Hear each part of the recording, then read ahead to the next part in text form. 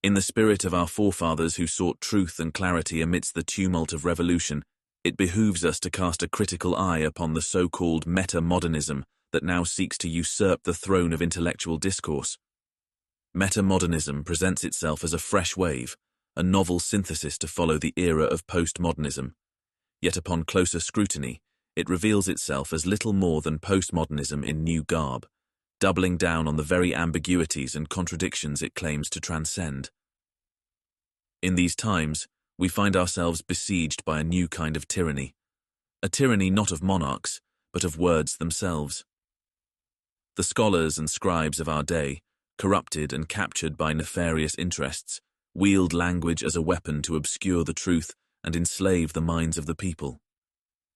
What once was a pursuit of reason and enlightenment has become a tool for indoctrination, as articulated by James Lindsay. This so-called metamodernism offers no true departure from postmodernism, but rather wallows in its own self-imposed obscurities. It purports to navigate between sincerity and irony, between hope and doubt, yet these vacillations yield no substantial grounding.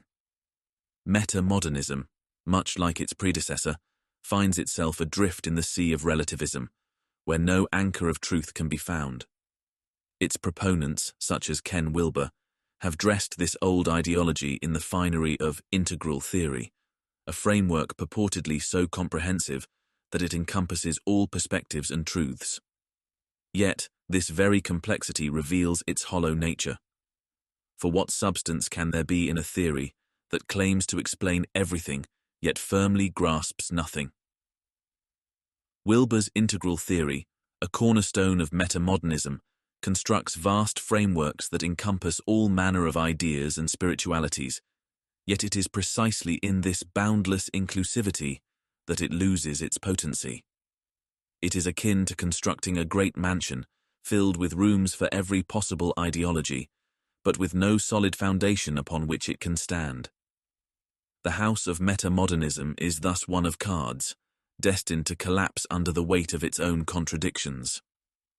The call for ritual spirituality and wokeness under this banner is nothing more than a distraction from the true path of sober and rational discernment, which is sorely needed in an age where reality grows ever more complex and opaque.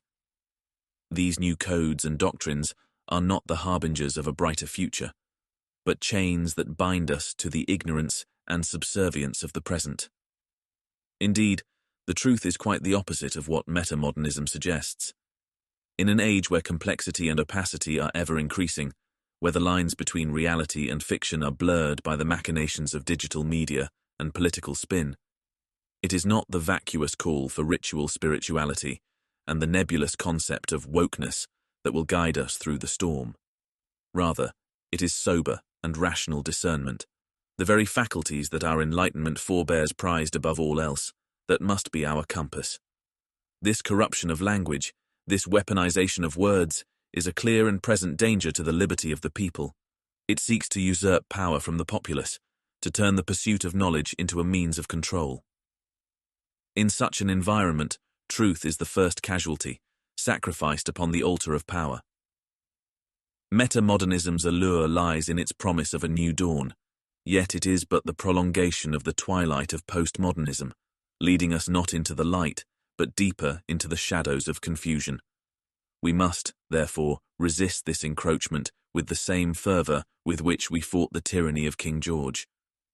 For just as our forefathers took up arms to secure their freedom, so too must we take up the pen and the voice to reclaim the truth. Let us not be deceived by these charlatans who would dress their chains in the garb of enlightenment. Instead, let us stand firm in the defence of reason, of liberty, and of the true pursuit of happiness.